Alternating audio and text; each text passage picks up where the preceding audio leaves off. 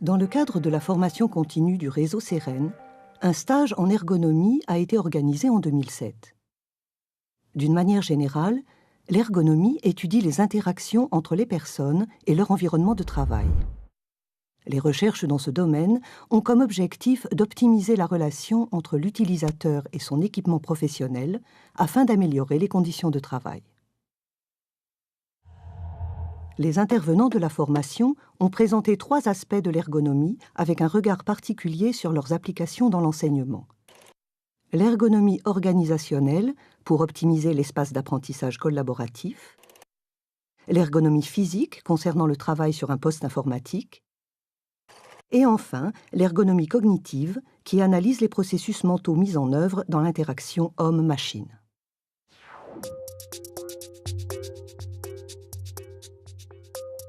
L'ergonomie organisationnelle s'intéresse notamment à l'aménagement d'un espace de travail collaboratif et à son influence sur le travail en groupe. En effet, la disposition des élèves dans la classe et leur position autour d'une table de travail conditionnent fortement les relations et la communication entre eux. Il s'agit donc de bien comprendre l'influence de ces facteurs organisationnels sur le travail collaboratif des élèves. Lorsqu'on analyse l'interaction entre des personnes assises autour d'une table, on constate que leur emplacement joue un rôle important dans les processus de communication. Ces interactions peuvent être traduites en chiffres et révèlent des différences significatives en fonction de l'emplacement des personnes. Il est essentiel de choisir une configuration appropriée en fonction de la tâche. La disposition à l'angle stimule la discussion entre les personnes, alors que la disposition côte à côte favorise davantage la coopération. En revanche, le face-à-face est plus approprié pour des situations de coaction ou de compétition.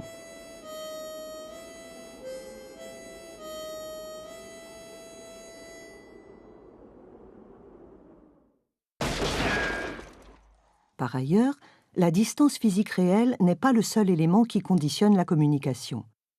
En fait, la proximité fonctionnelle peut avoir plus d'impact sur les interactions que la distance physique réelle, car elle prend en compte l'existence de canaux de communication et de zones de circulation partagées qui offrent une meilleure accessibilité visuelle avec les interlocuteurs. La disposition des tables en classe est donc un élément important à prendre en compte si on veut optimiser la collaboration et amener les élèves à partager et construire des connaissances. Les principales configurations de l'espace en classe sont notamment la disposition des tables en rangée, en cluster ou en U. La disposition en rangée convient à des cours magistraux où l'exposé de l'enseignant est l'élément prédominant. L'accessibilité visuelle entre l'enseignant et chaque élève est privilégiée par rapport à celle entre les élèves.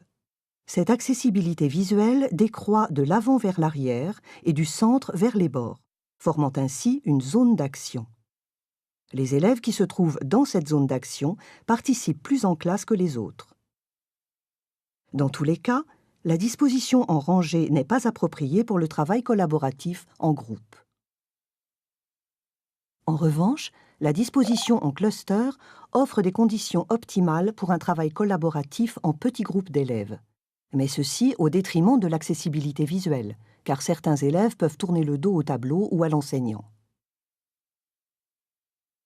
La disposition des tables en U propose un compromis, puisqu'elle permet de maintenir une bonne accessibilité visuelle de l'enseignant avec chaque élève, tout en offrant une possibilité d'interaction entre élèves.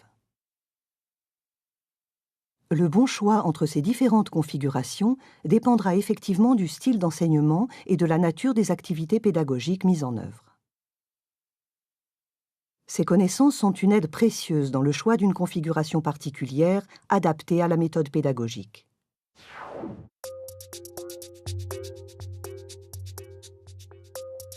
L'ergonomie physique étudie entre autres les caractéristiques anatomiques en relation avec une activité physique. Il s'agit donc d'analyser la posture de travail, le maniement des outils et l'organisation de l'espace de travail. Les activités sur ordinateur peuvent être très diverses et le choix du poste informatique sera différent selon qu'il est utilisé en permanence ou uniquement de manière ponctuelle. Il faudra aussi prendre en considération si l'utilisation du poste informatique se fait par une seule personne ou des personnes de taille différente. Les conditions de travail sur ordinateur peuvent être améliorées en adaptant le mobilier à la morphologie de chaque utilisateur. En règle générale, l'écran doit être positionné en face de l'élève pour éviter les tensions sur les muscles du cou. Le siège doit être réglable en hauteur pour que les pieds reposent à plat sur le sol. Le dos est droit ou légèrement en arrière et soutenu par le dossier. L'écran ne doit pas être placé trop haut. En principe, le regard passe au-dessus de la partie supérieure du moniteur et l'axe du regard, au centre de l'écran, doit former un angle d'environ 20 degrés. La distance de vision recommandée par rapport à l'écran se situe entre 40 cm et 1 mètre. De manière optimale, l'angle du coude est droit, l'avant-bras est appuyé sur la table et les poignets sont alignés avec la souris. Ça y est, vous avez une posture adéquate pour travailler à l'ordinateur. En revanche, pour le confort des yeux, il faudra privilégier un affichage à l'écran sur un fond clair, dont la lecture est moins fatigante et qui est plus proche des documents papier. Pour lire un document papier, utilisez une lampe d'appoint pour éviter les grandes différences de luminance. Assurez-vous qu'il n'y a pas de reflets parasites sur votre écran causés par la lumière du jour ou par l'éclairage artificiel. Idéalement, le plan de l'écran est perpendiculaire aux fenêtres et décalé par rapport à l'axe des lumières artificielles.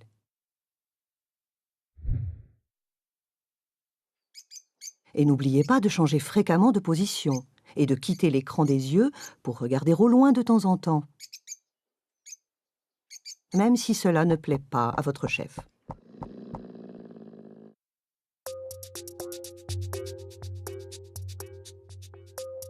L'ergonomie cognitive s'intéresse notamment à l'interaction entre hommes et machines et aux processus mentaux mis en œuvre au cours de ces interactions, tels que la perception, la mémoire et le raisonnement. En informatique, l'ergonomie a pour objectif d'adapter les outils au fonctionnement cognitif des utilisateurs.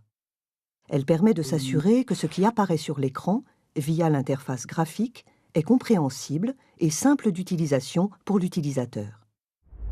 En conséquence, il est recommandé de prendre en compte l'utilisateur dès la conception d'un site web, d'un logiciel ou de tout autre produit, afin de proposer une interface et un système simple et réellement adapté à l'utilisateur. L'apprenant ou l'utilisateur doit pouvoir se concentrer sur son activité principale et non sur le fonctionnement du logiciel.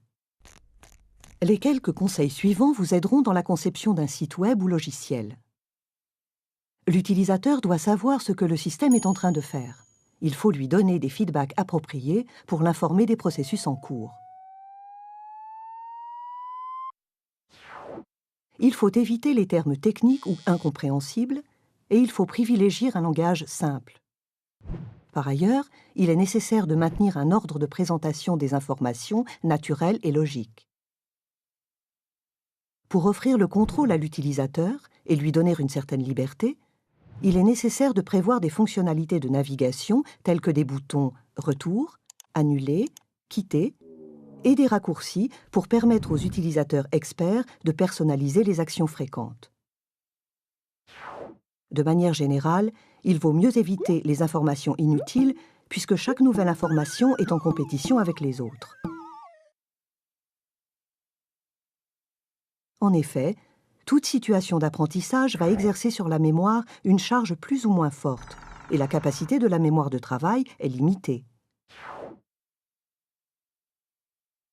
Les concepts que l'on peut représenter facilement sous forme d'images sont mieux mémorisés. Ceci explique pourquoi les mots concrets sont plus rapidement assimilés que les mots abstraits. Effectivement, les illustrations attirent l'attention des lecteurs, mais comme elles interfèrent avec la mémorisation et la compréhension des textes, il faut les utiliser avec précaution. Une utilisation excessive ne fait qu'anéantir l'effet voulu, car la multiplicité des sources augmente la charge de traitement de l'information pour l'utilisateur et entraîne un partage important des ressources attentionnelles. Un exemple de cet ordre est la redondance texte et son. Ce n'est pas bien de présenter exactement la même information à l'oral et à l'écrit. Voilà, cette introduction rapide sur l'ergonomie se termine ici. Avez-vous changé de posture depuis le début du film? Si ce n'est pas le cas, revisionnez-le.